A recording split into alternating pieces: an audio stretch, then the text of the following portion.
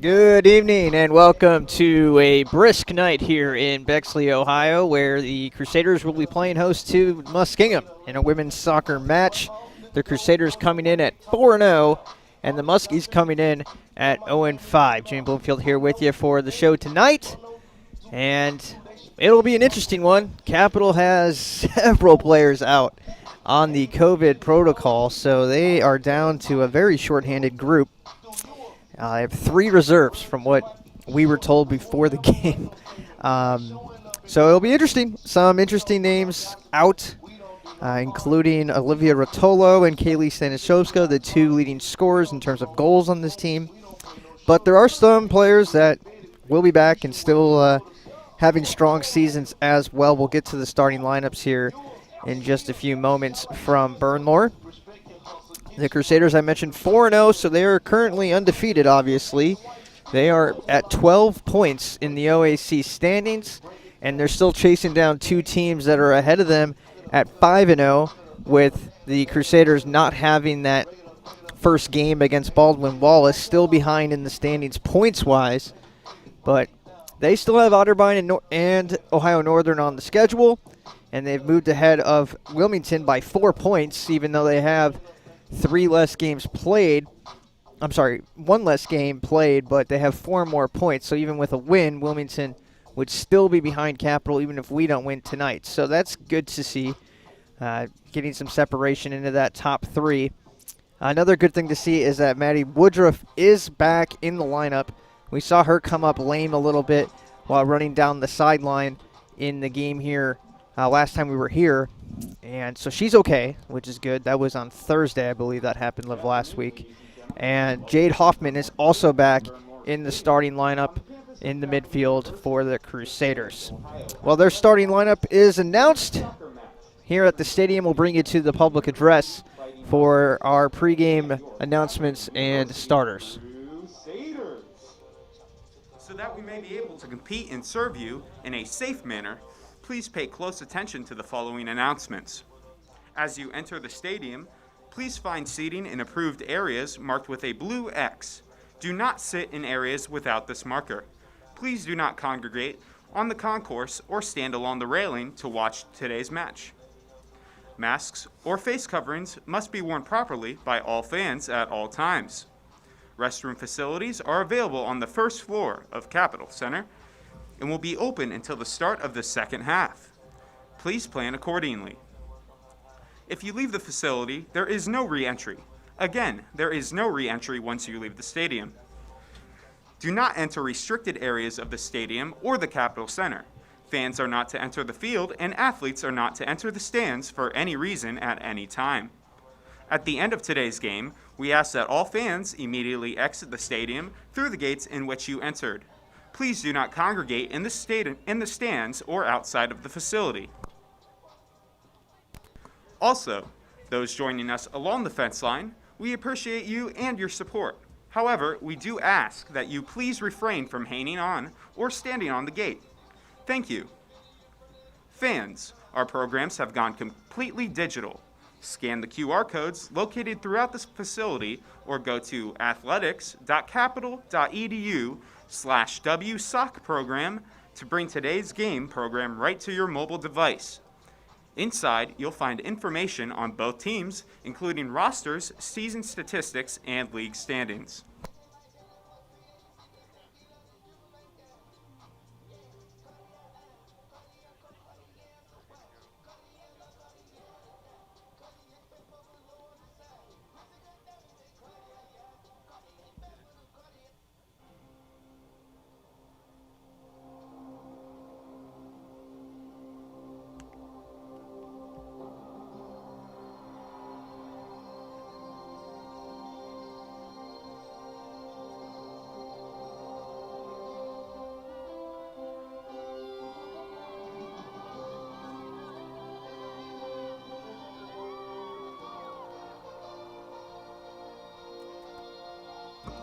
Now, let's meet the starting lineup for the visiting Muskies, who enter the contest 0-5. In goal, a senior from Casstown, Ohio, number 22, Katie Bondmiller. At forward, a freshman from Strongsville, Ohio, number 2, Brianna Mackey. At midfield, a sophomore from Charleston, West Virginia, number 3, Jenna Jordan. At midfield, a sophomore from Coshocton, Ohio, number 4, Lexi Fry. At forward, a senior from Salem, Ohio, number 6, Mary Double. At forward, a sophomore from Sumsert, Ohio, number 8, Skylar Strong. At defense, a freshman from Salem, Ohio, number 15, Riley Mesler. At defense, a sophomore from Tracy, California, number 17, Monique Reel. At defense, a sophomore from North Canton, Ohio, number 24, Sheridan Woofter. At defense, a senior from New Baltimore, Michigan, number 25, Alyssa Schneider. At midfield, a junior from Trenton, Ohio, number 26, Maddie Wertley. The Muskies are led by Danny Gunderson, assisted by Jamie Peters and Will Hess. And now, let's meet the starting lineup for your Capital University Crusaders. In goal, a sophomore from Dublin, Ohio, number 1, Lauren White. At defense, a senior from Delaware, Ohio, number 4, Emily Mathias. At midfield, a sophomore from Springboro, Ohio, number 5, Lauren Bowe. At midfield, a senior from Liberty Township, Ohio, number 6, Jade Hoffman. At forward, a freshman from Hilliard, Ohio, number 8, Madeline Woodruff. At forward, a freshman from Canal Winchester, Ohio, number 11, Lexi Snyder. At forward, a junior from Bexley, Ohio, number 14, Casey King. At defense, a freshman from Pinkerton, Ohio, number 16, Ailey Moore. At defense, a sophomore from Wadsworth, Ohio, number 22, Mia Gambushini. At midfield, a junior from Hilliard, Ohio, number 24, Gabby Vigiano. At midfield, a freshman from Westerville, Ohio, number 25, Sophia Leonetti. The Crusaders are led by Matt Ogden. He is assisted by Jenna Klopfenstein and Giovanni Salinas. And now, fans, it is time to honor America. We invite you to rise and remove your hats for the playing of our national anthem, the Star-Spangled Banner.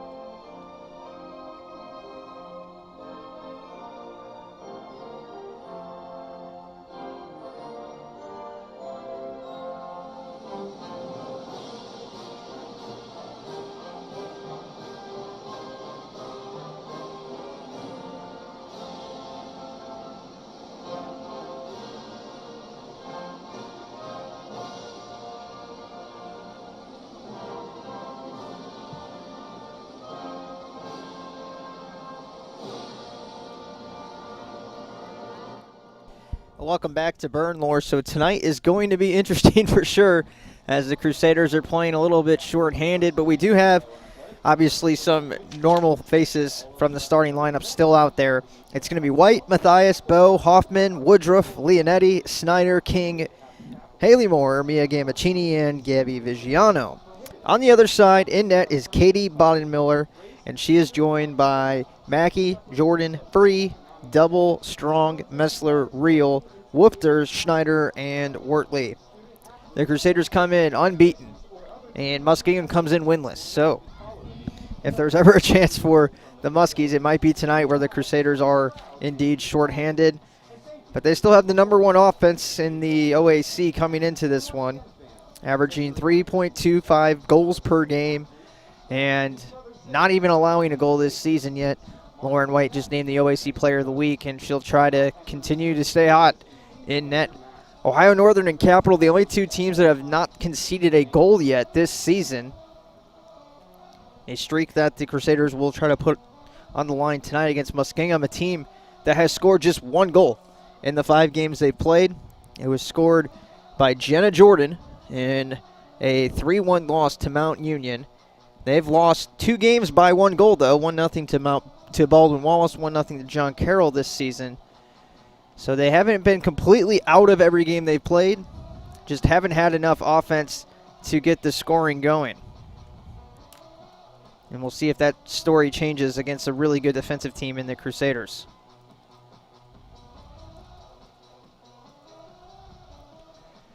So let's see how the Crusaders line up here. It looks like Bo and Matthias will take their spots as normal in the middle. Haley Moore is playing on the outside, and actually the Crusaders, instead of running 4 in the back, they're going to run 3 back. So Moore and Bo are each on one of the hashes, and Matthias is going to be playing as center back, essentially. And they're going to have 5 midfielders, it looks like, with King and Woodruff playing up as strikers.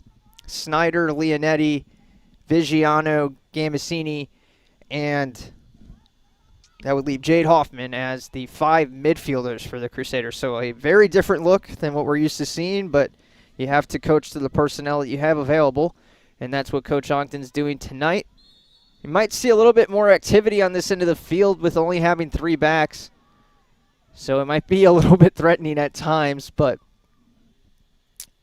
have faith that the Crusaders' defense will recover in that back line. Bo is playing on the right, Moore on the left, and again Matthias holding down the anchor in the middle of this, call it 3-5-2 setup for the Crusaders.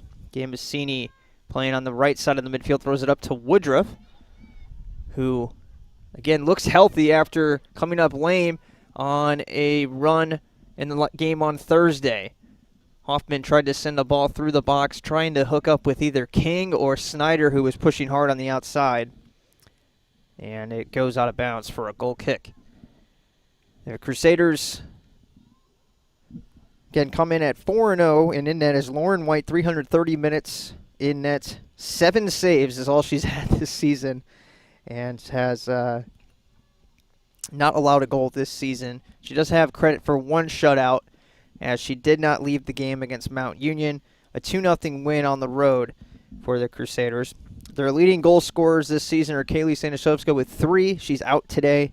And Olivia Rotolo with 2. She's also out today, which leaves Woodruff with 2, Vigiano with 1 and an assist. Lexi Snyder and Sophia Leonetti, the other goal scorers in action today for the Crusaders. Aaliyah Berletic has a goal this season. She's out today, as well as Bridget Mullen, who's played just 2 games this season for Cap. That's a good ball from King out in front of Snyder, and Snyder will keep it in play and have some room now. She crosses it towards the net, and Bowden Miller comes across to scoop it up.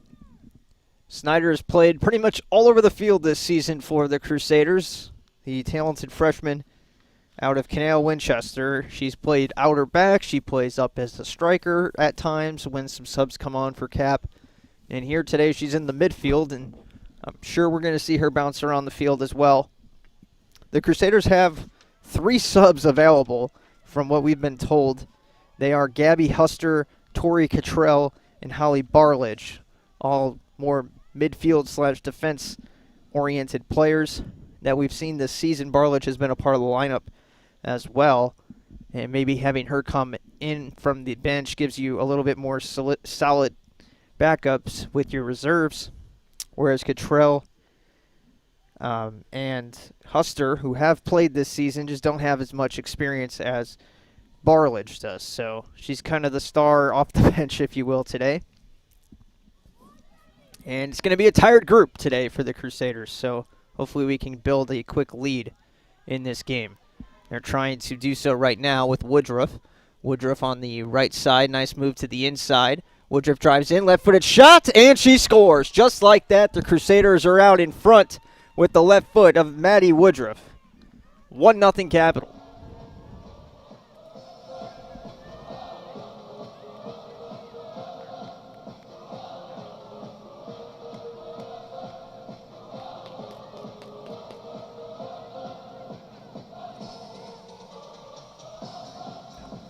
Goal, Capital University, number 8.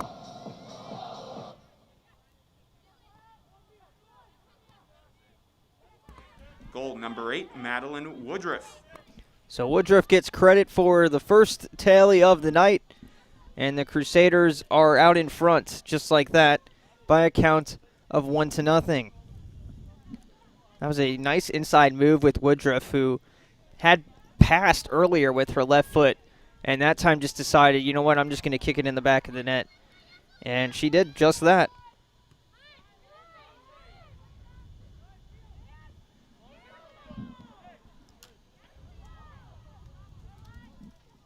And Snyder now has another run for Capital. She moves inside, takes the shot that's going to go high. High and wide. And the netting there to knock it down. It is a kind of crosswindish type of day, not too windy from conditions we've seen in Ohio here over the last week and a half. It's not too bad.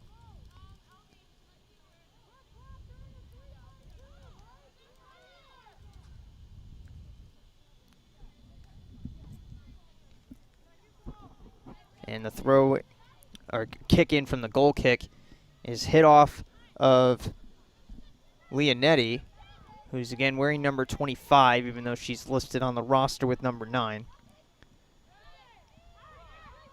Nicely done stepping in by Vigiano. And now Gambasini on a little bit of a run. Leonetti trying to find Woodruff or King. Kicked away from King. King rebounds, kicks out now to Woodruff. Moving to her left foot again. Winding up, takes the shot. It's blocked. It comes out to Vigiano, who kicks it wide to Gambasini now. She sends one in, a low one, that got knocked down on its way. Gambasini collects once again for Cap. Bo trying to run up and help from her defensive position, but now holds back. Cross goes to King. King's shot is blocked, and Muskingum looks like they will escape this run. Mary Bodenmiller. Hoffman recovers it, sends it back out wide to Snyder. And now Snyder crosses it in off of Vigiano. She's trying to argue for a corner but won't get the call.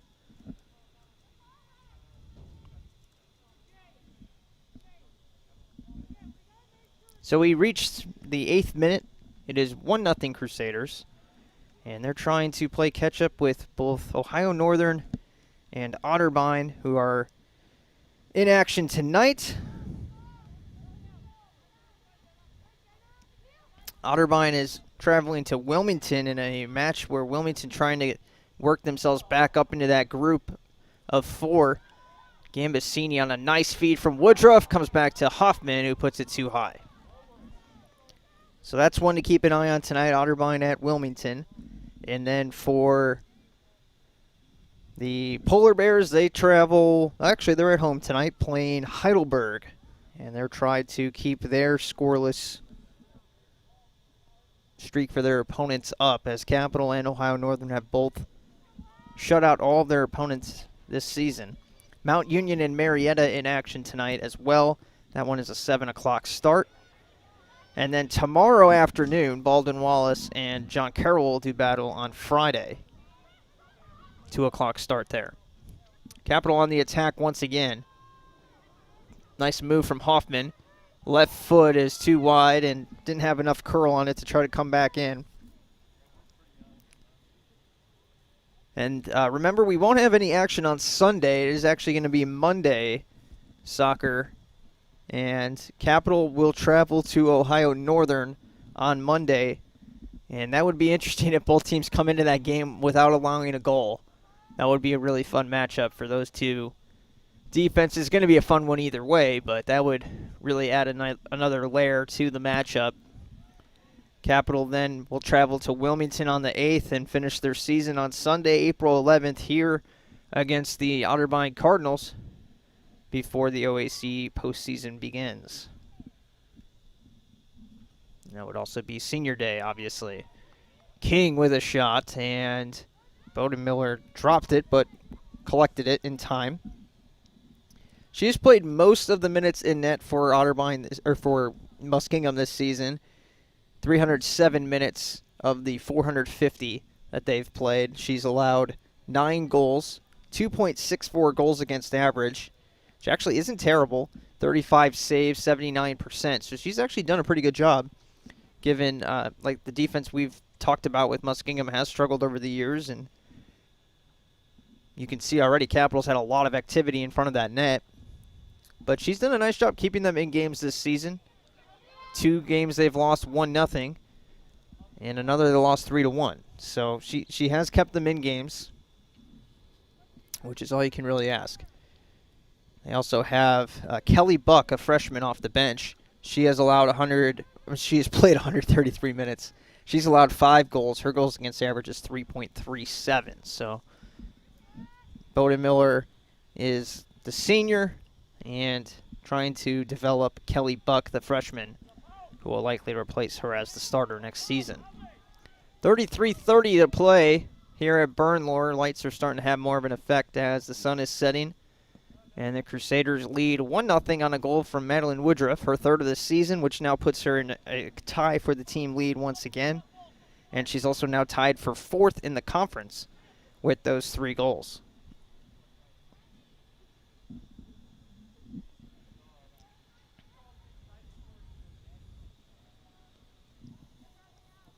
Talked about Wilmington trying to work themselves into that group of 4 with Otterbein, Ohio Northern, and Capital. More on that in a second as a cross here goes high and will go out of bounds. There's 4 goalies in the OAC that have allowed under 1 goal per game this season, and those are the 4 teams. Ohio Northern and Capital haven't allowed 1. Gordon from Otterbein has a .41 goals against average. They've allowed just 2 goals this season. Wilmington and Galloway has a .9 goals against average. Wilmington has allowed just 5 goals this season. Goals for average, as we have to use an average with Capital having 1 less game played. Otterbein is number 1 with 3.80. Capital at 3.25 goals per game.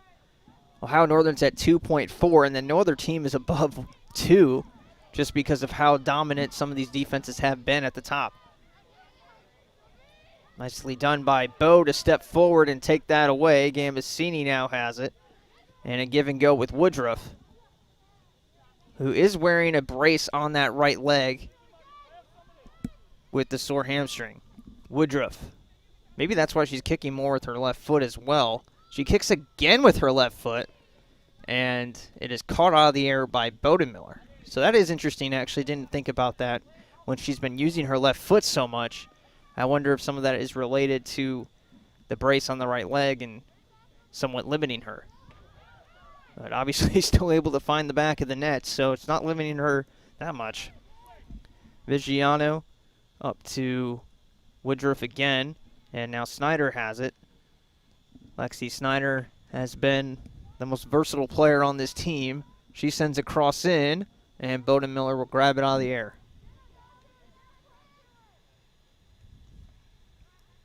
Well, officially Capital has 7 shots, 2 of which have been on goal. Muskingum still trying to get there first. They've been offsides 1 time, and that's pretty much the only stat positive for them. Bowden Miller also at 3 saves. There's a shot from Hoffman again that will go wide.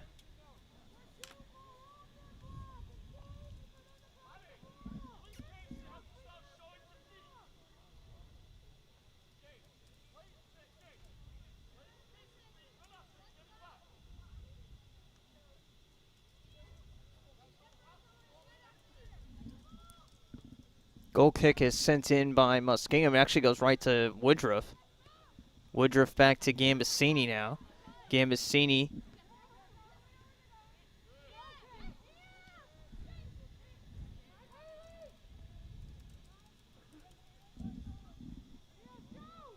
more.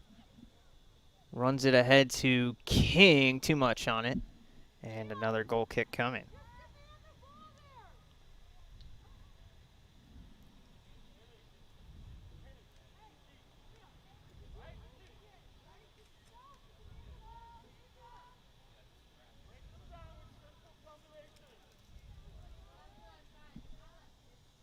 Left-footed kick from Bernlohr back into play. And it will go out of bounds for a Muskingum throw-in.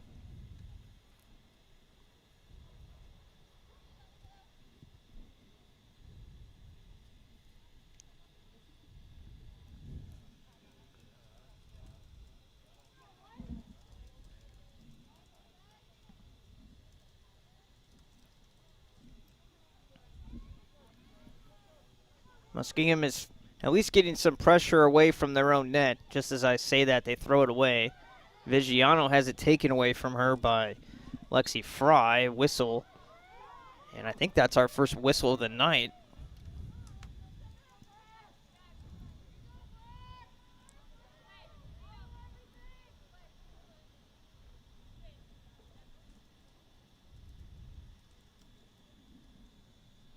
So with the foul, it'll be a free kick for Muskingum from about 50 yards away. It's blasted in and headed away by Matthias.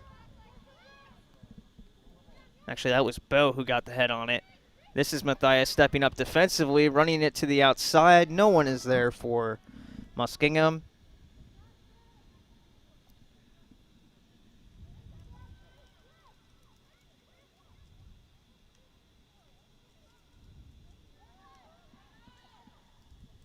Snyder running up the left side. Woodruff back to Vigiano. Snyder. And now Woodruff. Back to Snyder again. Leonetti calls for it in the middle. She's up in front of the goal now. Woodruff trying to find King. Snyder trying to help it out. And Muskingum will hold again. They don't have numbers on this counter, but they can at least get it away.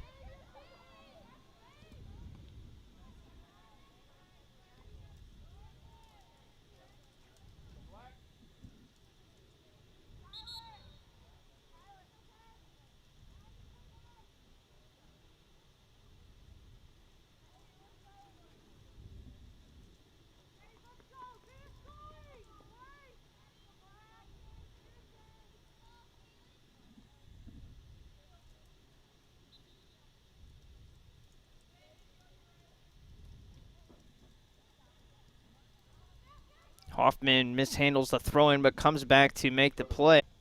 Up the left side, goes out of bounds. Muskingum will throw it in again, so maybe it's a good thing Capital got that early goal. And Muskingum, after allowing that early goal, kind of settled in defensively, and they've actually kind of held their own here in the middle 10 minutes of this half. Looking back at the last 10 minutes or so, the shots have only gone Capital's way by a count of 3-1, but possession's been pretty level. Gambasini trying to change that storyline. She sends one in on net, and Miller with the save. It's already 4 saves for her in this game.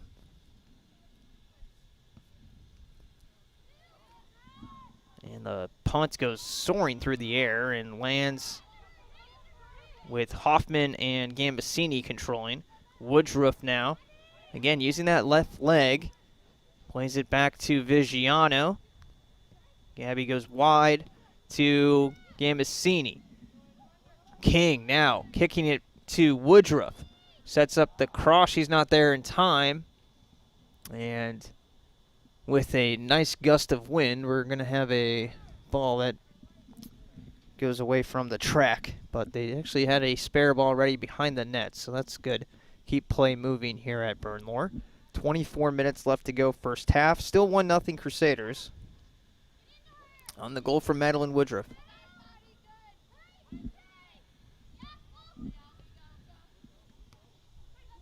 Hoffman, Gambasini, Woodruff.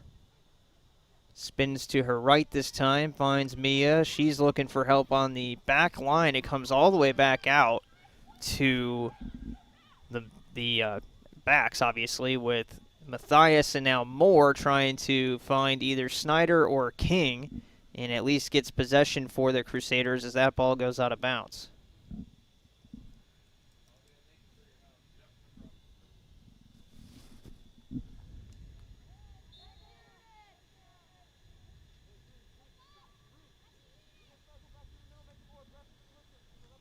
Muskingum will get another free kick now with the foul.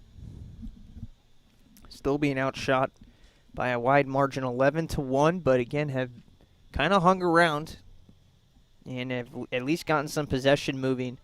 Capital trying to regain control and pressure on Muskingum's side, and they're doing a nice job here. And just as I say that, taken away, now Bowe steps up from the back line. And Lauren Bowe can score goals. She was an attacker for the Crusaders last season. She loses it here. Hoffman on the back check, able to at least force a pass. Muskingum still has this run going. Crossed in, off of Moore. Now a dribble around Moore. White vacates the net and slides on top of it to stop that run. But again, Muskingum able to get some things moving.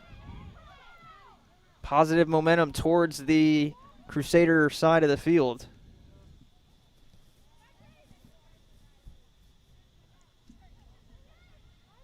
A lot of congestion up at the top side of the field, but they are able to find a lane. Leonetti now puts it out in front of Woodruff. Woodruff has a chance here. Dribbles in, right foot, takes the shot. It goes wide to the right. Didn't come back enough on the near post, and Woodruff adjusting the brace, but she's okay. Holding your breath a little bit when she uses the right leg. And they're actually going to say that's a corner kick, so I think a defender might have got a piece of it. That was Alicia Snyder who got a piece of that, which turns it into a corner kick. And a little bit of a delay as Capital is trying to find a ball to play with here. Gambasini will send in the free kick for the corner kick.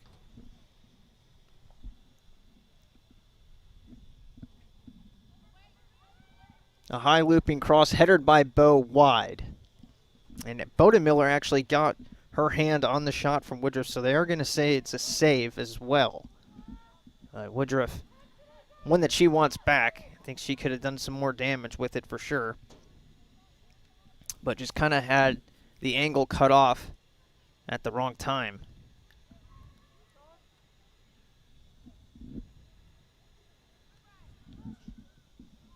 And Muskingum will at least get it 50 yards or so away from their net so they can reset their defense. Looks like they have an interesting attack as well. If they've got about 2 defenders maybe, unless it hasn't really settled into a formation of either 3 or 4 back. It looks like they're usually mostly 3 back, 4 in the midfield, 3 attackers. Seems to be the alignment they want to go with, but again, they're kind of pressuring Capital. When Capital has the ball, everyone's kind of converging on it a little bit. And we've seen that from other teams in the OAC as well. Kind of an aggressive approach to the defense.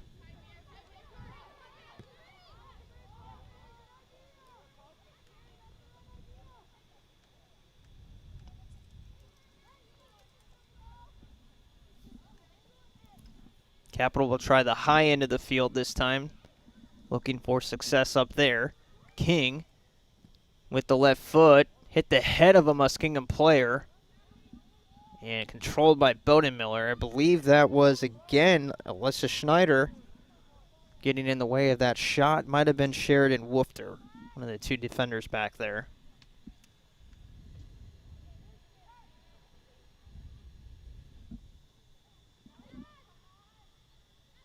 Snyder brings it across for Capital, plays it over to King. King goes wide to Gambasini. Gambasini looking for help on a cross. Has to drop it back to Hoffman. Hoffman trying to go through the legs of the defender. It kind of worked. Hoffman now passes off. Leonetti a shot, and it goes wide. I believe they called offsides against Capital anyway. See where they bring this ball out to. Nope, they're going to call it a goal kick. So no offsides. Thought I saw the official on the near side signal for an offside, but he did not. My mistake.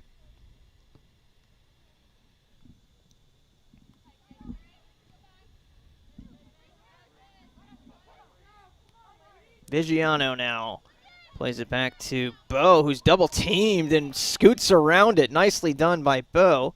And a ricocheted ball comes out to Woodruff now. Woodruff trying to find space. That inside move has worked a few times. Goes to the left foot again. Shot got blocked. Bowden Miller falls on top of it before it threatens going into the back of the net.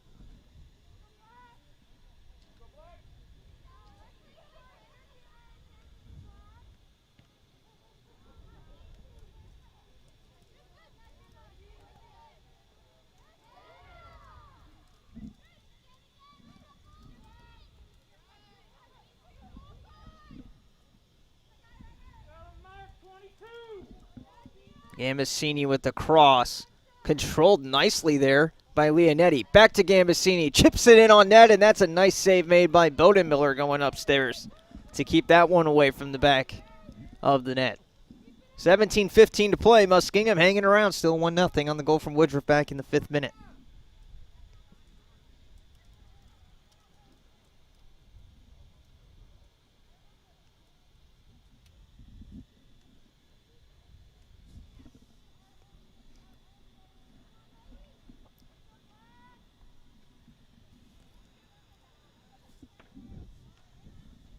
A lot of congestion once again on the high end of the field. Capital will try it back down on this side now. Going through the middle.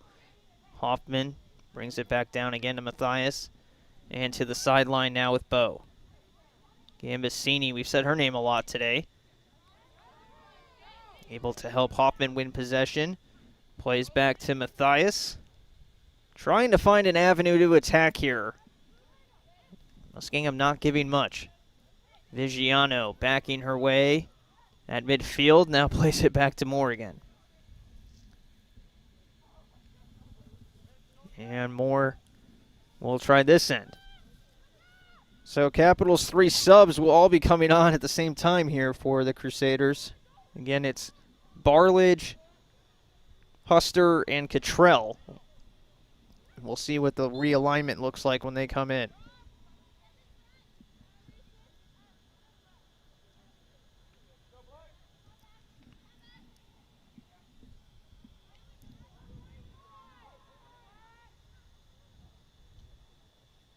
Free kick for Matthias. Over to Woodruff, who comes all the way back down. And now Hoffman occupies her spot in the midfield. Hoffman goes up high to Moore. And they'll go all the way back to Lauren White. Get her involved again. White now goes wide to Bo. Muskingum bringing a lot of pressure here. Trying to get a steal, and they will. Taken away by Muskingum. Monique Reel passing over to Mary Double. And Capital gets it right back. Leonetti trying to find King. King gets around Woofter. Has it. And now King is using the speed. She's running past everybody. King with the shot. Bowden Miller makes the save, and the rebound is blocked. Snyder was there for the rebound, and Schneider stops Snyder with the block from Muskingum. Saving an empty net goal, with Bowden Miller jumping out. Number 23, Holly Barlage. Well done on all sides there by the other side for the Muskies. Coming out for Capital, Vigiano, King, and Moore. And we'll see what this alignment looks like now after the corner kick is sent in. Hoffman on net, got blocked again by Schneider. Snyder for Capital brings it in now. Touch over to Hoffman. Her shot blocked again. Hoffman lines up one more time. No shot lane, and we'll have to retreat. And with that, Muskingum at least buys some time. Hoffman has it again. Hoffman to Woodruff. Out wide to Gambasini. That alignment hasn't changed. Out ahead now to Snyder. Snyder has help on the backside and could not cross it over to Gabby Huster. It'll set up a corner once again. A lot of good pressure here from Capital, and you hope this ends in a goal.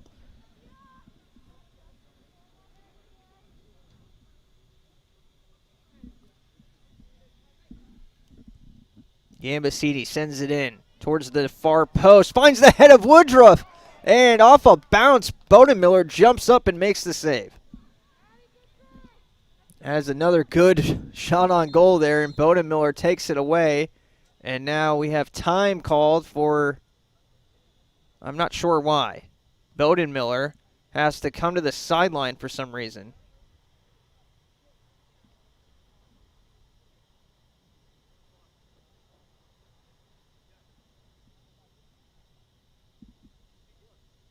And the officials are talking this over while she makes her way to the sideline.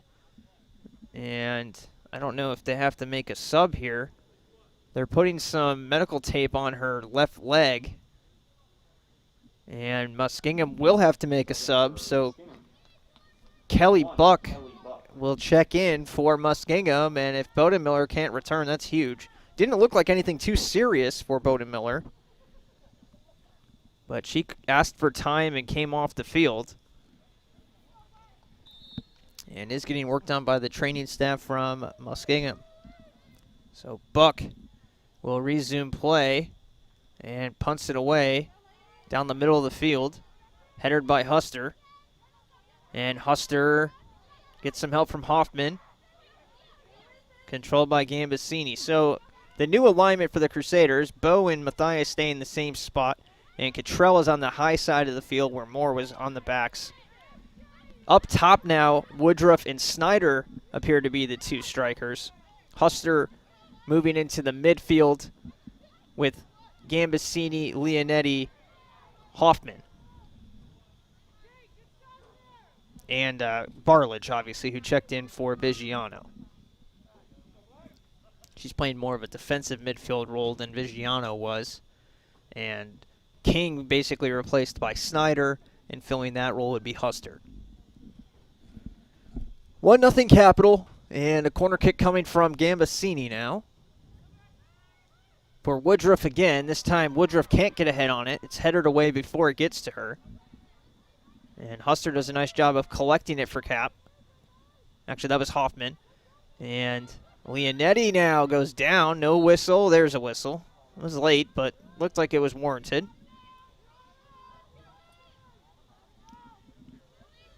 And Bo will come back to the defense now. Matthias will take the free kick for Capital.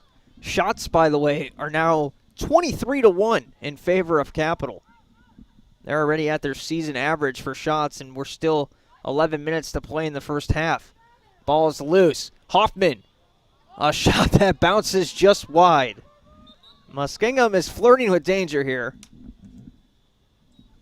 But they have so far held off the Crusaders. 10 saves for Bodenmiller already. And that's now the 24th shot for Capital as that one goes wide. 6 shots in this game for Woodruff, 5 for Snyder, 3 for Hoffman, 3 for King, 2 for Gambasini, 2 for Bo. Of the 6 shots for Woodruff, 5 have been on goal. All of King's 3 have been on goal as well.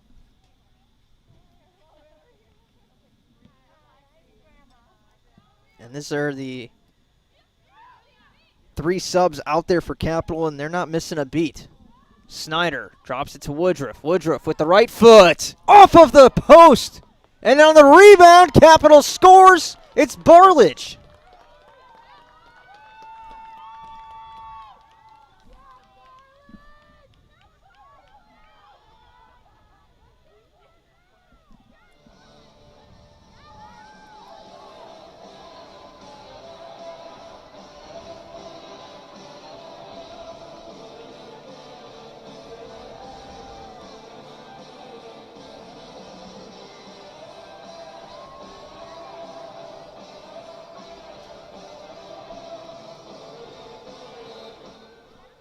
So that shot from Woodruff rockets off of the crossbar, comes back down. Number 25, Sophia Leonetti. And it's Leonetti, my mistake, on the goal. Again, she wears number 9 on the roster I have in front of me. So my mistake identifying Barlage, but it is Leonetti with the goal.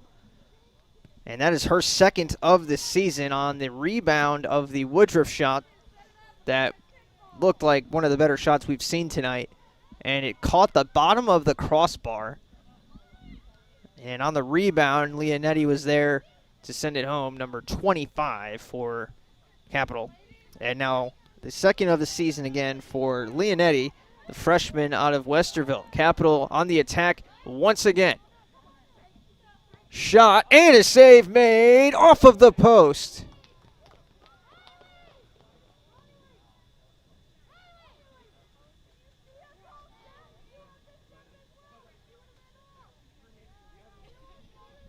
So the save by Snyder or saved off of Snyder by Buck. Bowden Miller still not returned into the game for Muskingum. Gambasini's corner goes way over everybody.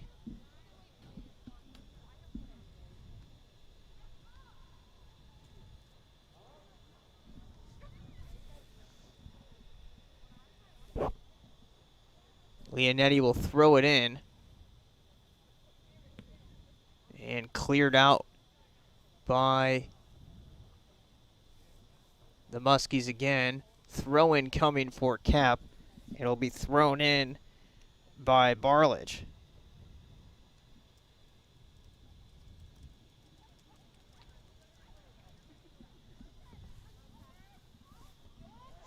Cross goes away on the header from Kaylin Davis, who's checked in for Muskingum. She's a sophomore out of Springfield. A shot on net here, scooped up and thrown away now. And Muskies will try to turn and go here.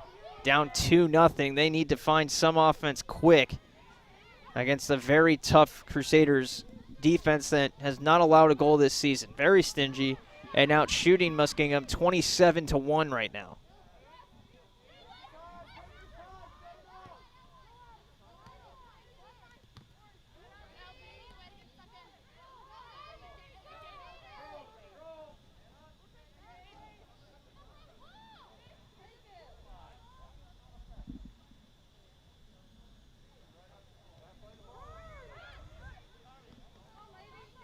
And every time Muskingum gets it deep here, Capital seems to rebound and use their defenders nicely.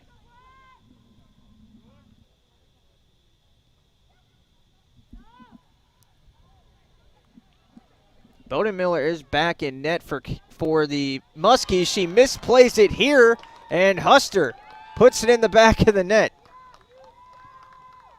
One of the easier goals that Gabby Huster will have. And the sophomore out of Westchester gets a gift from Bowden Miller and sends it in the back of the net. 3-0 Capital, as it is starting to get out of hand. 28 shots now for the Crusaders. 15 have been on goal. And that one just a mistake from the keeper. So Gabby Huster gets her first of the season off the bench. Capital, number 21, Gabby Huster.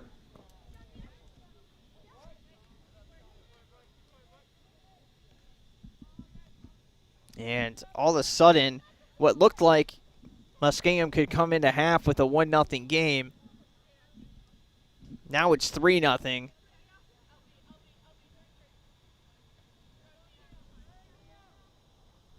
And now you're in trouble with the injury to Bowden Miller having to come out. It has really changed everything in this game, and it is actually still Buck in net, and Buck is the one who throws that away right to Gabby Huster, who puts it in the back of the net. So the freshman Buck has come in, and in that time she's had just two goals allowed.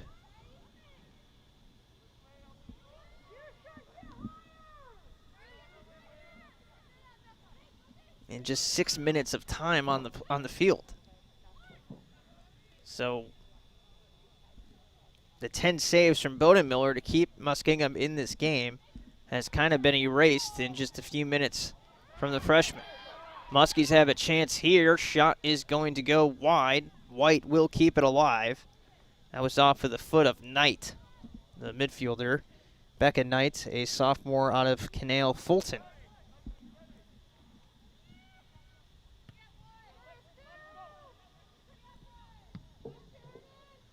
Cleared away by Sheridan Woofter on the defense. They have changed the second goal to Gabby Huster, by the way, so I had that right the first time and changed it to Leonetti. It is Huster who, Barlage, who had that second goal. Barlage on the rebound of the Woodruff shot off of the post that we identified as Leonetti after the fact. And after the review of the tape, it was indeed Holly Barlage who scores. So to correct that, it is Barlage's first of the season. She also has an assist on the year. So a goal and an assist for her now in 4 games played. And Gabby Huster, the latest on the goals. So you have Woodruff, Barlage, and Huster, the 3 goal scorers so far. Game is Cini now. Trying to get one more for Cap. 5 minutes left in the half. Snyder in a great spot. Shoots it wide. Just misses the far post. That's one the freshman will want back.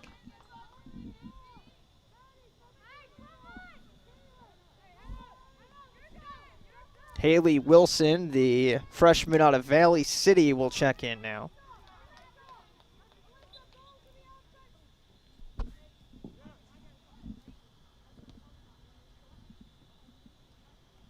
In for the Fighting Muskies, number 5, Haley Wilson.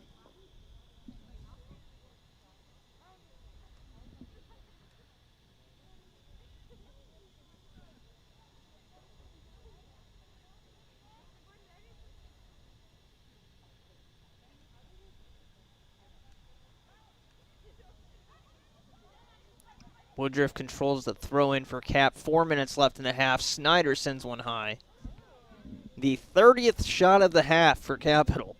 30-2. And that is now Snyder's, I believe that's her 8th shot of the game.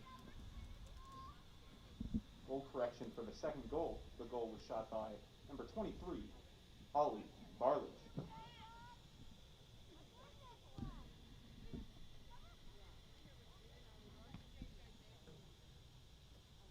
Headed by Snyder over to Woodruff and kicked out wide again.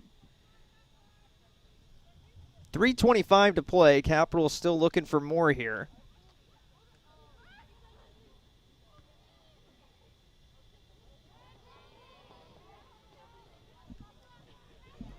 And just taking a look at some of the single game records, because there might be some set in terms of the shots department tonight. With now 8 shots from Snyder, 7 from Woodruff. We dive into the archives.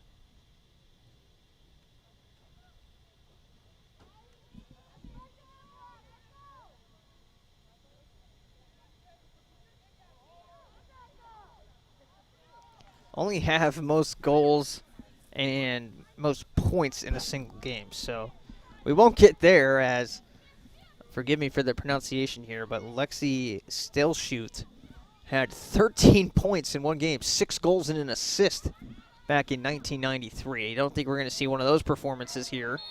That's going to be a PK, as it's a handball called against Sheridan Woofter. And she picks up a yellow card for the handball, which I don't know if that hit her in the hand. It looked like it hit her in the head. It gives Capital a PK and Madeline Woodruff a chance at her second brace of the season. Woodruff with the right foot puts it in the back of the net. And it's 4-0 Capital on potentially a questionable call. But Capital takes advantage of it, and Woodruff gets her second of the game.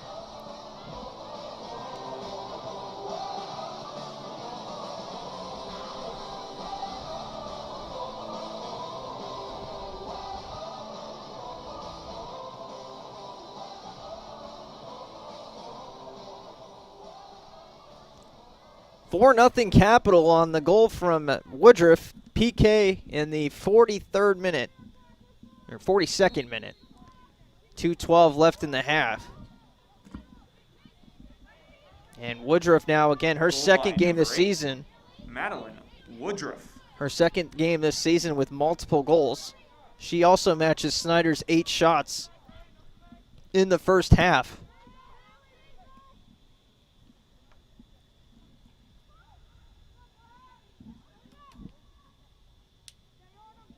Huster plays it back to Hoffman. 140 for Capital. A takeaway potentially for Muskingum here.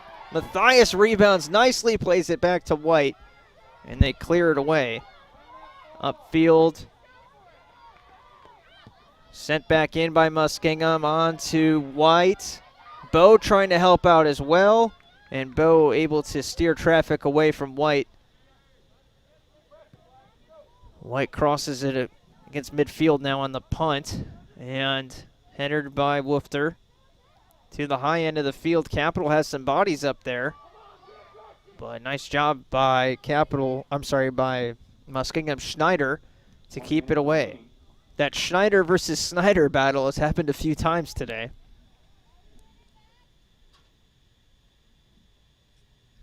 Again, we're not sure what the story is with Katie Bodemiller coming out of this game, but she left in the 33rd minute. It was 1-0, and now here we are 40 seconds until half, and Capital has put this game away seemingly with a 4-0 lead. Good run by Bo. Bo brings it to the near sideline and switches it now back to Gambasini. Gambasini to the left. Hoffman to Matthias again. Gambasini gets the pass from Huster.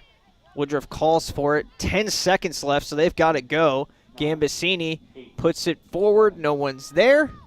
And with the final 5 seconds ticking away, a 3-goal barrage in the last 12 minutes for the Crusaders puts them in front 4-0. 2 from Woodruff, 1 from Huster, 1 from Barledge. And that gives Capital a 31-2 shot advantage and a 4-0 goal lead as we head into the halftime break. 15 minutes, and we'll be back with the second half action here from Bernlohr. Stay with us.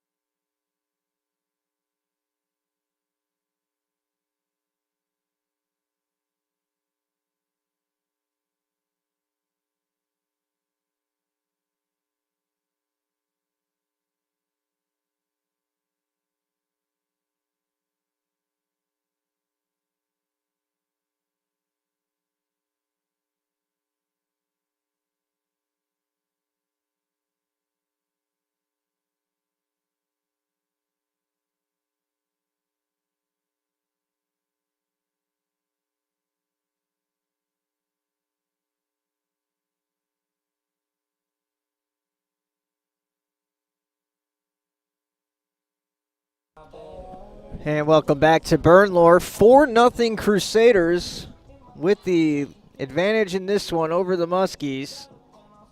And Katie Bodemiller will be back in net for the Muskies, number 22 making her way out.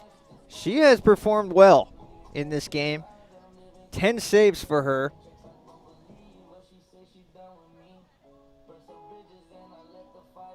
But unfortunately, they have struggled to hang on to a lead in this, or hang on to staying in this game. And the Crusaders, who are still waiting to make their way out on the field,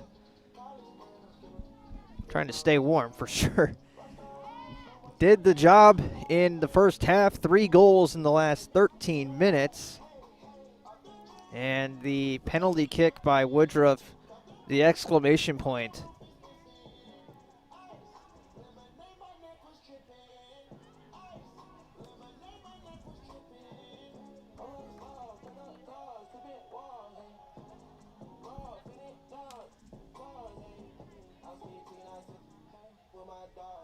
Woodruff, Barledge, Huster, and Woodruff, Barledge, Huster, and Woodruff with the 4 goals in the first half.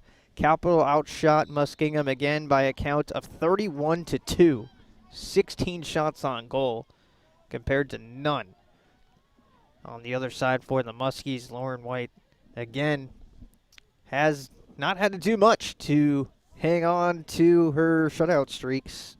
Made just 7 saves all season coming into this one, and she has been solid yet again, has had to come up a few times and make some plays, and each time she's been up to the challenge.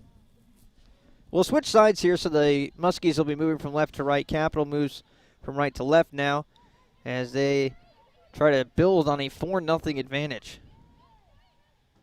Taking a look at the scores around the OAC, we mentioned 4 games in action tonight.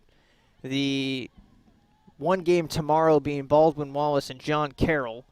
More on that in a second as Capital has it in the box. Crossed, and Gambasini sends it wide on the ball from Woodruff. Otterbein and Wilmington, 40 minutes left to play there. They're still tied at 0. Marietta over Mount Union by a count of 2-0. And Heidelberg trails Ohio Northern 1-0. So we talked about that storyline potentially for next week, or next game, I should say. Either way you look at it, next week or next game on Monday. Ohio Northern and Capital could be going into that game without allowing a goal on either side. And not only will they be battling for first place, but they'll be trying to break the opposing shutout streak on each side of the matchup.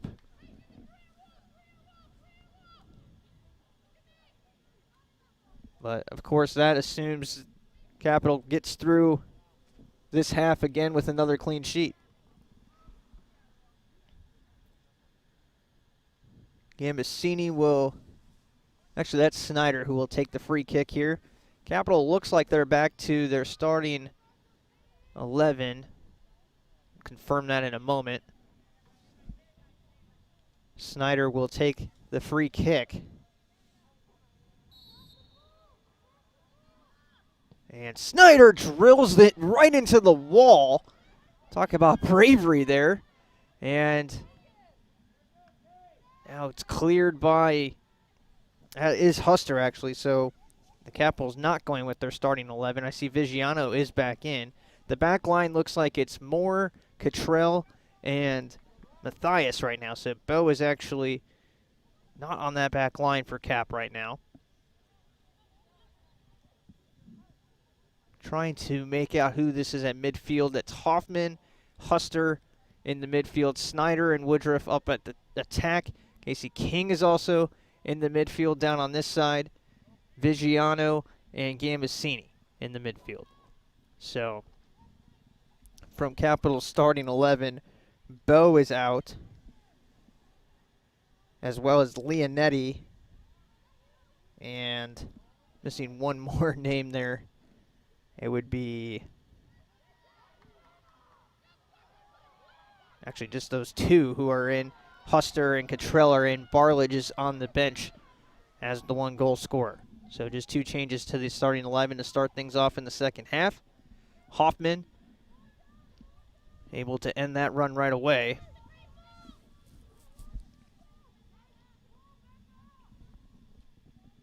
So Bo gets a breather. Cottrell will play in the back line. And Leonetti out.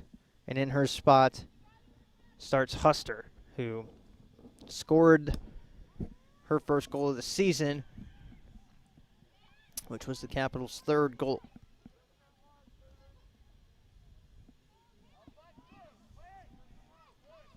And part of me is just curious as to what this shot disparity is going to look like at the end of this game. Right now, again, it's 33-2. And there's a Muskingum player down on the far sideline.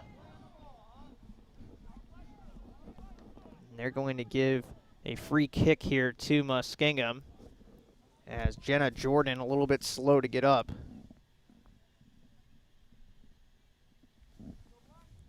Delay for getting a ball to be back ready for play.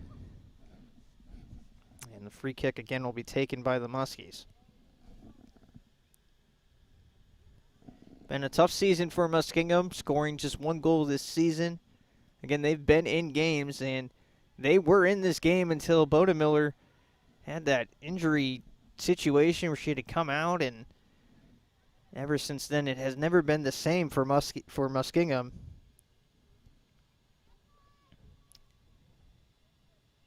Capital took advantage of the shot advantage and finally started showing up on the scoreboard that Capital was dominating this game. And now again, what they're playing for is to keep their scoreless shutout streak alive. They haven't allowed a goal yet. We've said it many times, trying to keep saying it so we don't jinx it. Shot towards White, and she'll catch it on a funny hop. And the Muskies get some momentum towards the Capital net, but that's about all we can say there for that run.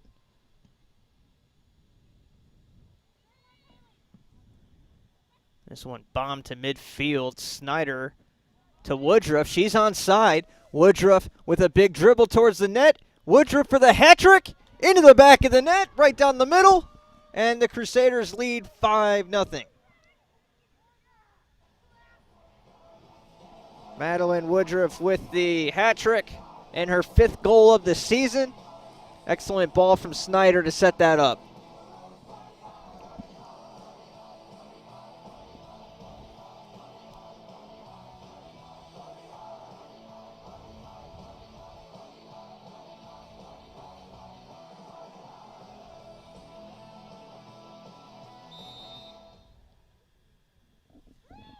That's the first hat trick of the season for any Crusader, and it goes to Madeline Woodruff, the sophomore, out of Hilliard Bradley. Crusader goal, number 8. Madeline Woodruff. So not only is Woodruff healthy, but she is dominating this game, and the early front runner for OAC Player of the Week with the hat trick scored tonight. With 5 goals now, she also pulls into a tie for the lead in the conference, barring, of course, any goal scorers ahead of her also finding the score sheet today. Check on that next broadcast.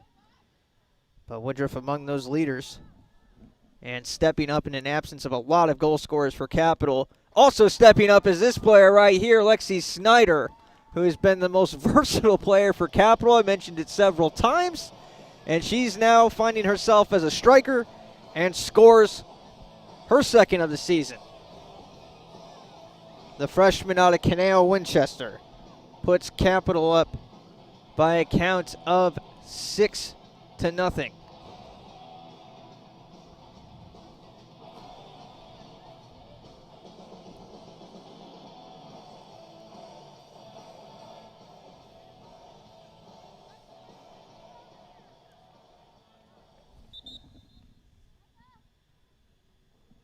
Muskies will make a sub. Lexi Fry coming in for Beckett Knight. And again, the Crusaders just dominating this game now. 35-3 in terms of shots, 6-0 on the scoreboard. Lexi Snyder. Snyder with the goal for Cap, her second of the season I mentioned. She's now tied for third with Olivia Rotolo. So the Crusaders were shorthanded coming into this one, but we've been saying all season long this team is really, really deep, and we're seeing it in this game. Snyder has thoughts about another, and she scores again! Dribbles to the middle of the field, winds up with the right foot, and Capital has another 7-0.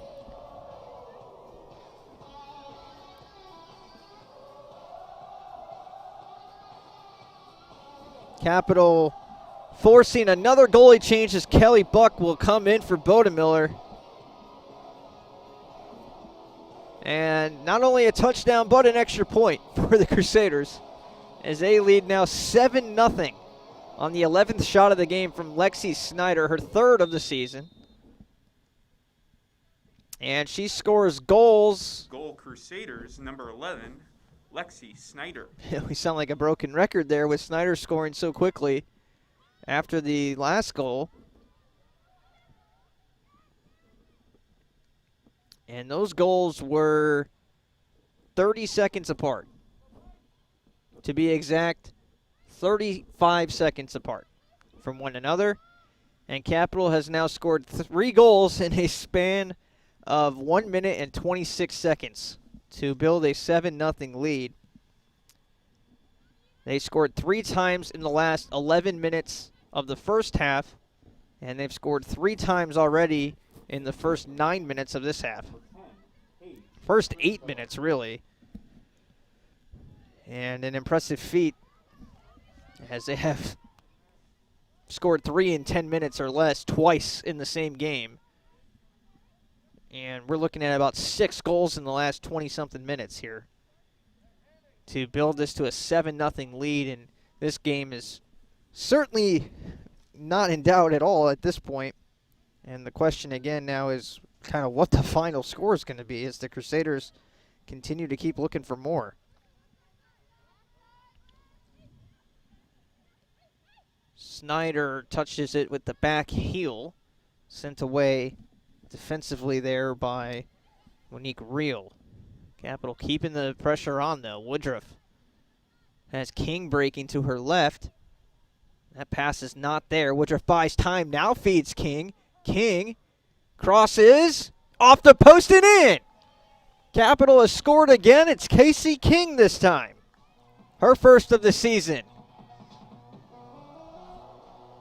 The junior out of Bexley, the hometown player, Casey King, puts it into the back of the net for the 8th time for Capital.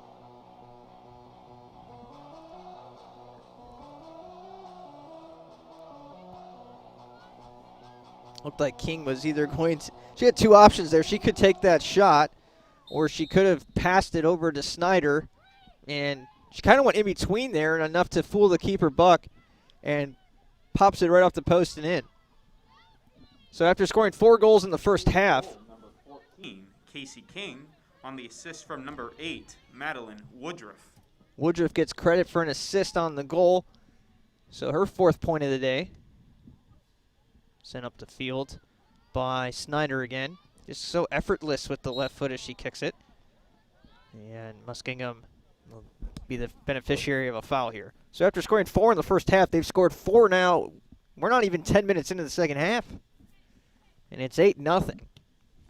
That goal was scored 1 minute and 49 seconds after the second goal from Snyder. So that's 3 goals now for the Crusaders in the second half. 4 in the second half, but the last 3 have been separated by less than 3 minutes. King with another chance for Capital. Kicked away from her, though. And Muskingum definitely reeling defensively, trying to just keep pressure away from their net. Cap making a statement with the performance here in this one. Ohio Northern defeated Muskingum 6-0 earlier this season, and Cap again is up 8-0 right now. It seems as though they'll beat that, as Woodruff is offside on the top of your screen. 34 minutes left for the Crusaders to keep it going.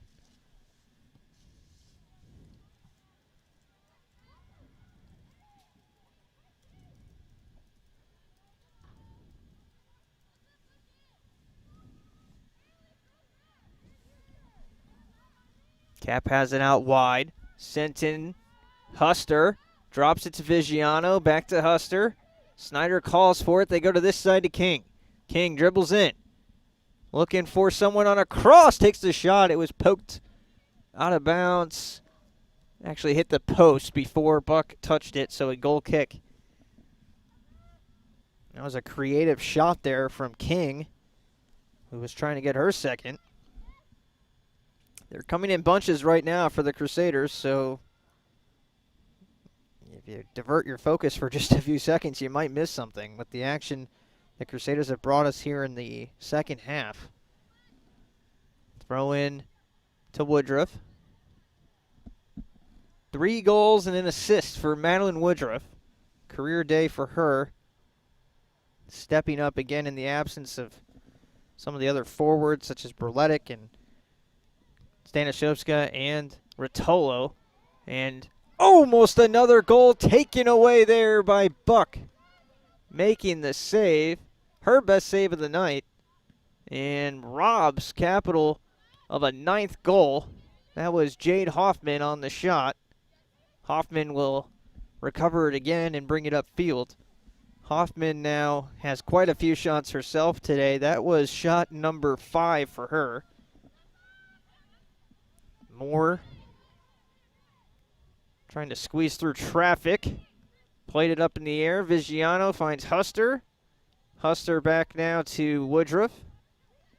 Yeah, the entire Capital starting attack, Berletic, Stanishevska, and Rotolo, are all out today.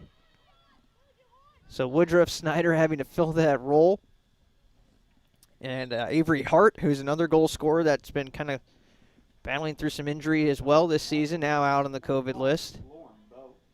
Lee Mathias will finally get a breather from that back line. Lauren Bow replaces her. And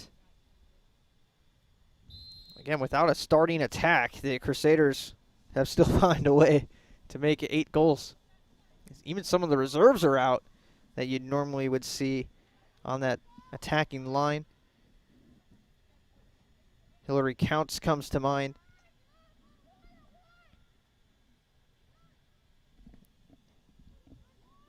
So Woodruff and Snyder doing a nice job filling that role. 5 goals today. King, Huster, and Barledge each on the score sheet as well. 5 different Crusaders have scored a goal.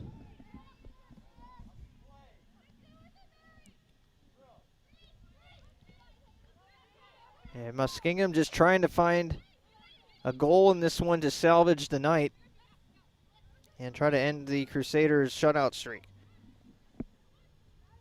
And just get some positive momentum for them for the rest of the season here. As again, they are sitting on just 1 goal for the year. And they still have 3 games left in their season to try to make some noise at the end of this season. Woodruff to Huster, drives in. Gabby Huster scores her 2nd of the game. The sophomore out of Westchester finds the 9th Capital goal. And we still have 30 minutes and change left in this ball game. Gabby Huster with her 2nd of the season and her 2nd of the game. Maddie Woodruff will take a breather, and her night's probably done. Believe she had the assist on that one as well. So that would be 5 points for her on the 9 goals, 3 goals and 2 assists.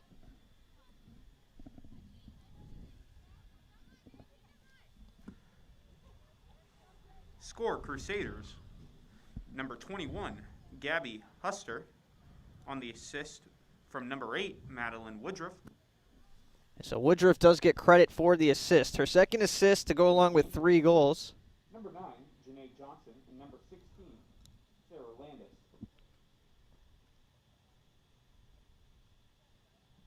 Also in the game for Capital, number 25. Leonetti checking back in. She replaces Woodruff, and now King will move to the attacking line with Snyder. 3 players now with a brace, 2 goals in this game, and Woodruff turned her brace into a hat trick.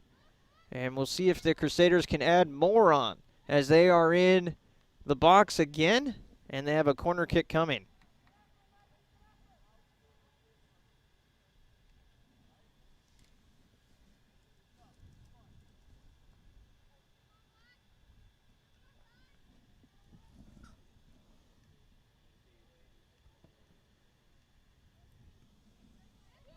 Leonetti, as it was actually off of Capital there, so they did not get the corner.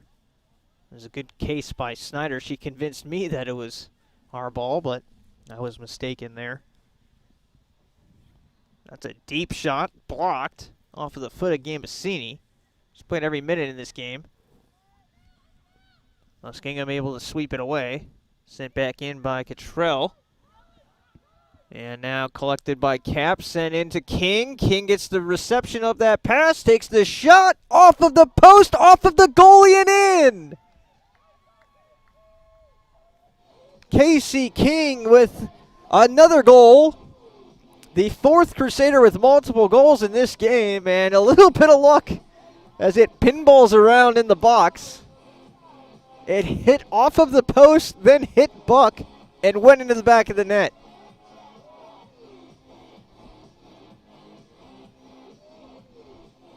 $10-0 Capital. Largest lead I've seen them have in the past 9 years doing this here at Bernlohr. Crusaders, number 14, Casey King. I'm trying to remember a time 10 were scored, and nothing comes to mind. I feel like that would be pretty memorable. And we still have 28 minutes left in this game. Vigiano making a run. She goes down on the tackle. And you hate to see that in a 10-goal game. But maybe some frustration on the other side. They're certainly understandable.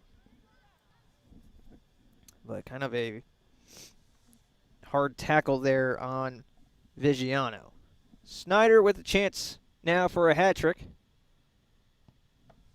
And it kicks it straight into that wall again. You had to be brave to take a kick there. Capital now, by the way, is out shooting Muskingum 41-3. 23 of their 41 shots have been on goal. In the second half alone, Capital's had 10 shots, and 6 of them have been goals.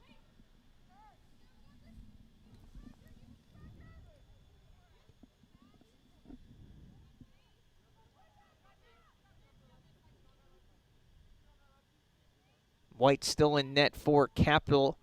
I don't know if they have a healthy backup goalie, so White might have to stay in there the whole time here. Unless they want to go to an emergency goalie or something if they don't have a backup available. Vigiano.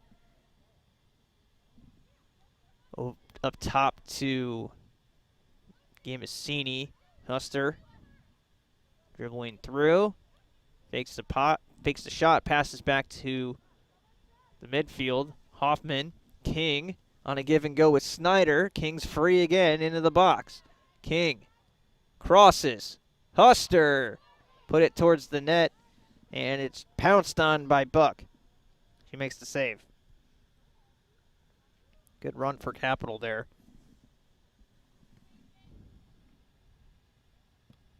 At midfield now, King controls it for the Crusaders. Bo loses her balance, but gets it over to Moore. And Haley Moore is playing in the middle now of that defense. With Bo shifting over to the outside. Makes more sense as Moore has a little bit more size than Bo. Listed at 5'8". And Bo a little bit more pacey on the outside, so they have her out there. And good experience for Moore holding down the middle, as Matthias, the senior, will no longer be here after this season. And maybe a position that Haley Moore, the freshman, can hold down for Capital and solidify a nice exchange there from Matthias to her. That's obviously what Coach Ogden is hoping for. Coach Ogden in his 6th year, leading the Crusaders. Jenna Klopfenstein, his assistant, in their 4th year, her 4th year. On the other side, it's Danny Gunderson leading the way for the Muskies this year. And Coach Gunderson just looking again for some positive results here in the last 24 minutes and change. Capital still trying to hold on to a streak of not allowing a goal. Oh, that's a trip in the box. I am surprised that's not a PK. That should have been a PK. Absolutely. That was a trip in the box, and Capital gets away with one there. And we might have seen that shutout streak go away. Capital was the beneficiary of maybe an iffy call on a PK at the end of the first half, where they called a handball in the box. That looked like a textbook trip, but they don't get the call. And we play on. White will collect the loose ball. And she just rolls it out to Bo rather than kicking it hard down the field. Casey plays it over to Huster. And now Vigiano puts a wide swing in it. Gambasini on the run. Into the box. Gambasini shoots. And she scores off of a Muskingum player. Goes into the back of the net. Mia Gambasini with her first of the season. And that puts the Crusaders up by an even more impressive 11-0.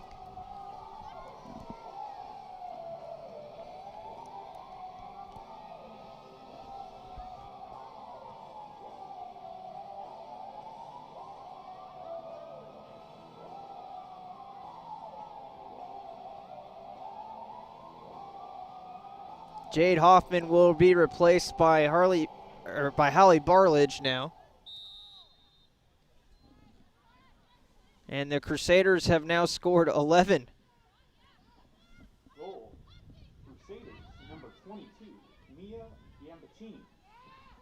So Gambacini gets the goal with some help again. Another one that kind of pinballed around in the box. Gambacini's first of the season. And it's 11-0 now. Nice move by Snyder. Snyder comes out wide. Cap attacking again. Missing the headers, Barledge, but there is Snyder. That's Gambacini, actually, who controls it with the left foot and puts it into the net. Gambacini scores again.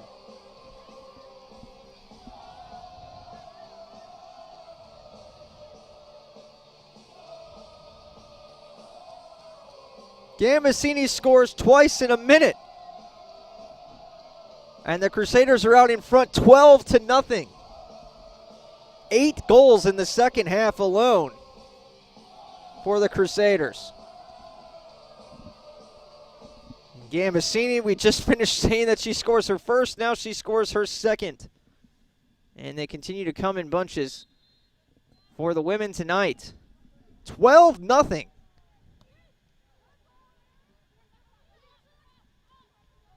Scored by Capital number 22, Mia Gambacini. Gambacini now.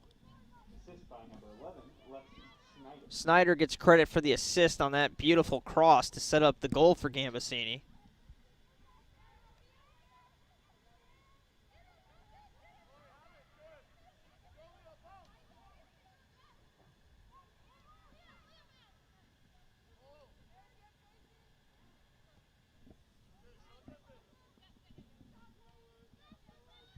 $12 goals for the Capital Crusaders tonight. 22 minutes left to play.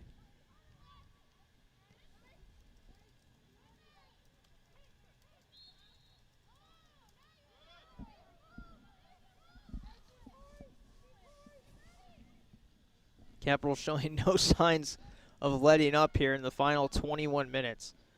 With the 8 goals here in the second half now, 44-3 in terms of shots, and more than half of Capital's shots in the second half have been goals, which is just got to be frustrating on the other side. Vigiano plays it over to King. King now to Snyder. Snyder with 11 shots, 2 goals, and an assist tonight. 5 Crusaders have scored multiple goals in this game. Huster, Snyder, King, Gambasini, and Woodruff.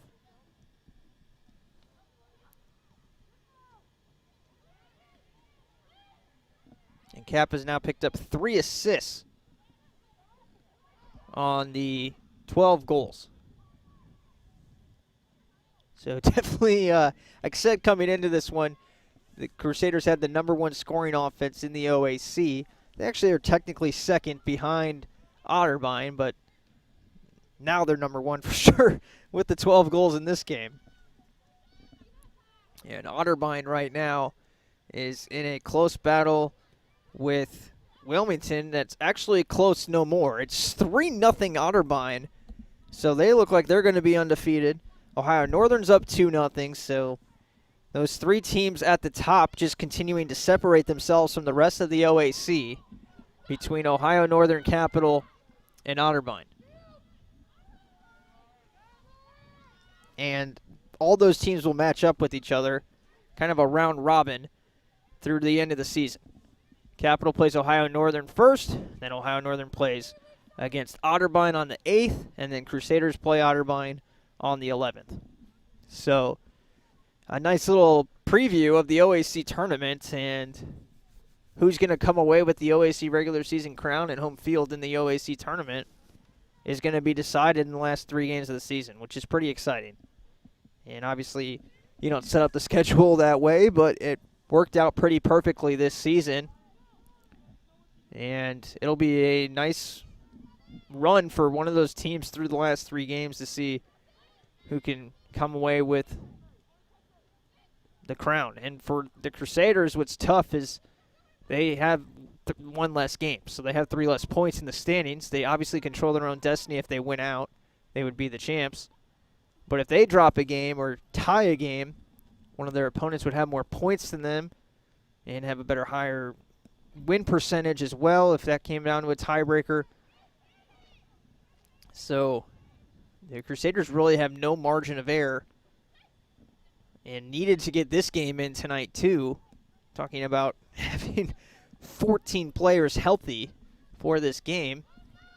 And how does the Crusaders team respond? They score 12 goals while shorthanded. That is an incredible effort and really shows you how prepared every girl on this team is. As, again, they have just 14 healthy bodies out there, and they almost have a goal for each healthy body on the field. King to Snyder. They might get there by the end of this. Snyder pitches it across off the foot of Gambasini. The fact that 5 players have scored multiple goals, too, is kind of crazy. As a Muskingum player goes down and grabbing her leg. So for the final 17:53, we'll have a brief timeout on the field.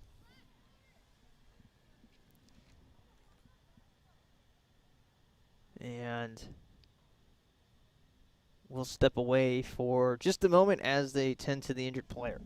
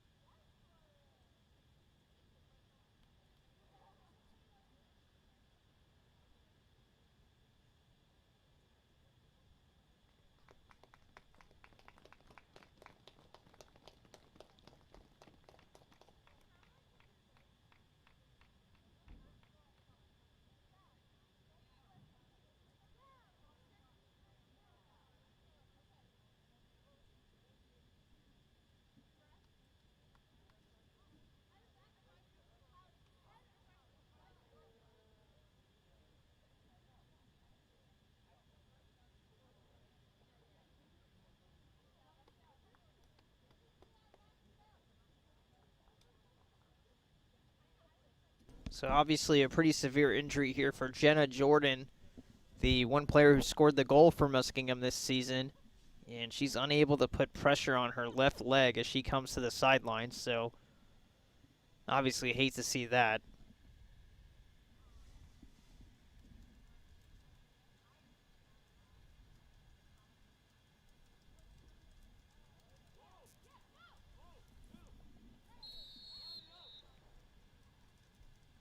For the Muskies, number 15, Riley Mesler.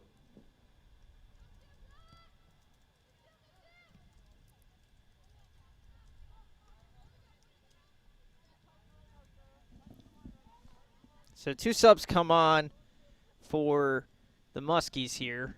And with 17:30 to play, the most points Capitals had in school history is 31.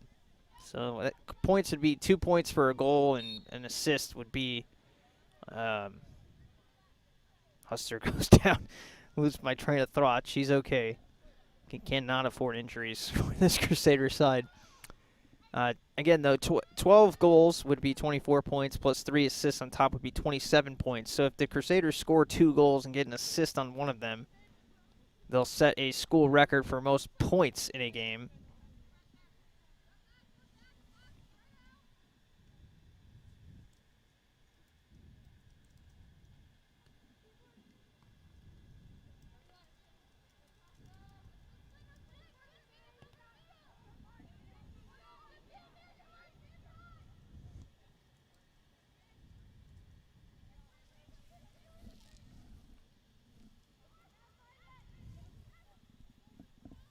We'll see if the Crusaders can get there, if they're content to let this final 16 and 20 seconds go off the clock. But honestly, that's a lot of time to just kind of kick the ball around, and they're going to have to try to score, honestly. Maybe when you get into that final few minutes, then you can kind of take the air out of the ball, as they say in basketball usually, but kind of kick the few minutes out there. But, I mean, 16 minutes left. You still got to play the game out. And we'll see if the Crusaders can add on to an 8-goal second half. 18 points have been picked up by Crusaders players on the stat sheet here in 30 minutes of this half. Incredible.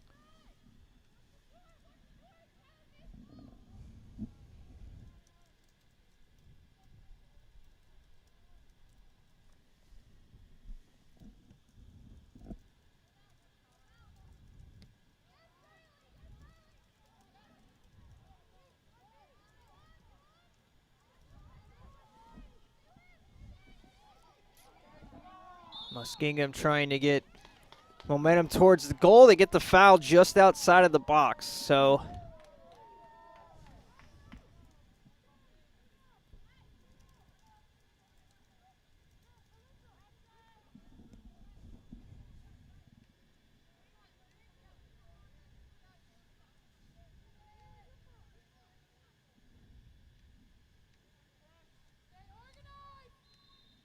and pretty much have to take a shot on goal here. They will. It goes over the net.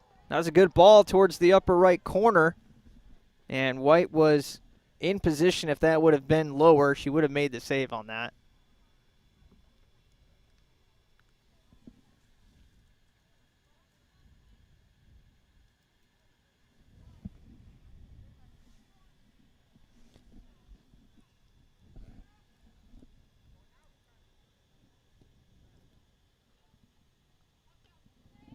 Muskingum wins the header on the free kick. King collects it and kind of punched it through, but the Muskies are there. Knocked down with the right foot of Lexi Fry. She tried to center it, nothing there. Leonetti finds Huster, and Capitals on the run again. Snyder had Barlage in front, but she's offsides.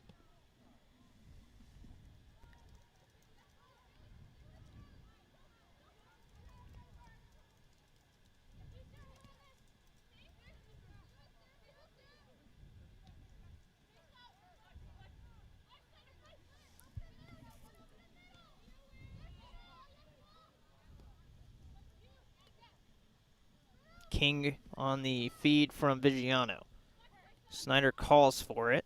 It goes to Lexi, and she tries to swing it to the top side with help from Leonetti. And now they're punching it right through the middle. Barlich to Snyder. Snyder hops through a few defenders. Drop back to Huster. Rolls it up in front of Gambasini. They call her offsides.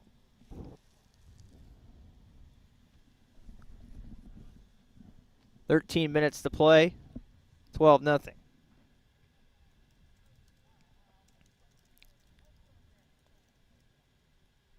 So a different alignment from the Crusaders.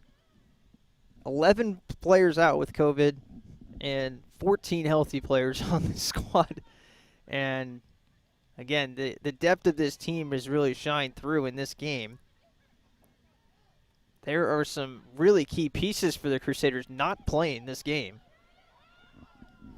And this is a great example for them to come back to come tournament time with that next man up approach. They exemplified it here and put together one of the more dominant performances this program has ever seen. And they did it shorthanded. And they deserve a lot of credit for that. 12 minutes left to play. Capital starting to use their defense a little bit more here than normal. With the Muskies still pushing and the Crusaders protecting a perfect season defensively, they're probably going to want to keep possession a little bit farther away from their own net. Moore to Cottrell, and she kicks it off of Muskingum to buy the Crusaders a little bit more time here.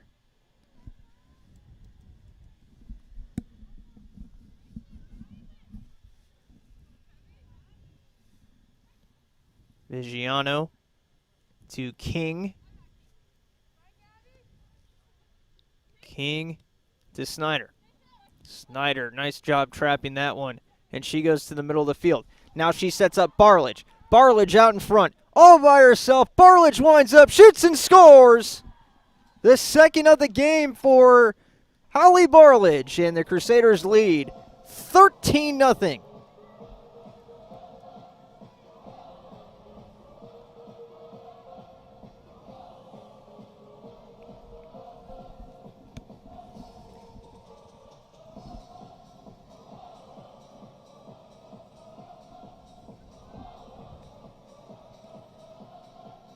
Holly Barlich, the junior out of Milford, Ohio, comes forward and scores her second of the game, her second of the season. And now every player that's scored in this game for Capital has scored multiple goals. They've had 5 players score. 6 players have scored at least 2 goals now, and 1 has scored 3. Number 23, Holly Barlich. So Snyder does get an assist on this goal. So she has a 6-point night, 2 goals, 2 assists. Woodruff with the 8-point night of 3 goals and 2 assists. The only one outdoing her from a point standpoint on cap. And with 10.5 minutes left to go, the Crusaders could set a performance record of most points in a game if they score another goal. They're currently sitting at 29, and the record's 31. So they can tie the mark with a goal, and with a goal and an assist, they would break the mark. So there is something to play for. I highly doubt the players out there know that. And they're just playing soccer right now, having fun. And it's a lot of fun when you're up 13-0. That is for sure.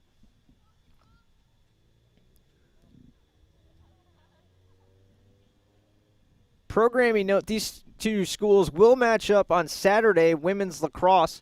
The time of that game has changed. It's normally a 1 o'clock start, but we're going to get going early on Saturday morning at 10 a.m., so we hope you join us for that. Looking like a lacrosse score right now with a 13-0 lead. But, again, that is a time change. The women's lacrosse game against Muskingum has been moved up. A 10 a.m. start on Saturday. So get your coffee and join us for some women's lacrosse action on Saturday. I'll be here for that. And then with Easter on Sunday, there won't be any events here at Bernlohr, and we'll have the game for the men's soccer against Ohio Northern on Monday, a 7 o'clock start. As we move into the final third of the OAC season after tonight. Hard to believe. King with the header.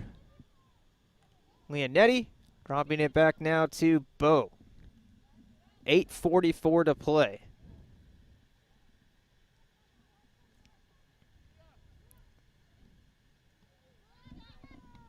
Taking a look at some of the other events going on across the campus today. Or this weekend, I should say. Women's track is at Baldwin Wallace's outdoor meet tomorrow, as is men's track. That is going to be a cold track meet. Women's tennis is facing off with Ohio Northern at 11:30 here in Bexley. Volleyball in action at noon. Sorry, these are all are these Friday? These are Friday. I'm sorry. I keep confusing myself. Men's tennis at 1 o'clock at Ohio Northern. Women's tennis at 11:30 here in Bexley. And the volleyball team is in action at 12 p.m., an afternoon game on Friday. Baseball and softball both in action against Heidelberg. Softball's home. Baseball's away. That one's both at 1 p.m. And volleyball actually has a doubleheader. They'll play again at 2 o'clock after Ohio Northern match at noon. They'll face off again at 2. So that's the schedule for tomorrow. For Saturday, again, women's lacrosse in action at 10 o'clock. Men's lacrosse faces off with Wilmington. That one is at 1 o'clock. Baseball also in action at 1. Heidelberg will come into town for softball at 1. And women's soccer faces off at 2 o'clock over at Ohio Northern. That is kind of the marquee event of the weekend. No matches going on the 4th, as that is Easter, and then again on the 5th, the men's soccer program hosting Ohio Northern. 7 p.m. start for that game. And then we go into the final few weeks of the season and tournament time and all these different sports in action. Statement win for the Crusaders here tonight. The final 6-18 being kicked away by the Crusaders. 13-0. Still the score holding here.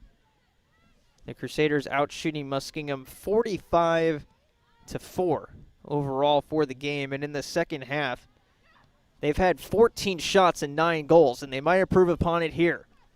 Snyder shoots, scores, and that ties the mark for most points in a game for the Crusaders.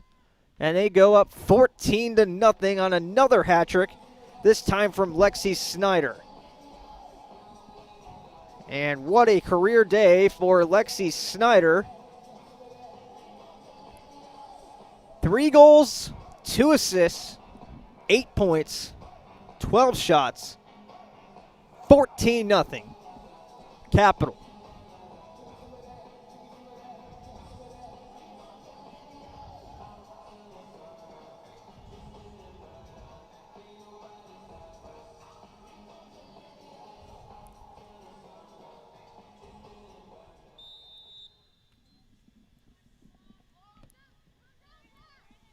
.32 points in this game for the Crusaders. 14 goals, 4 assists.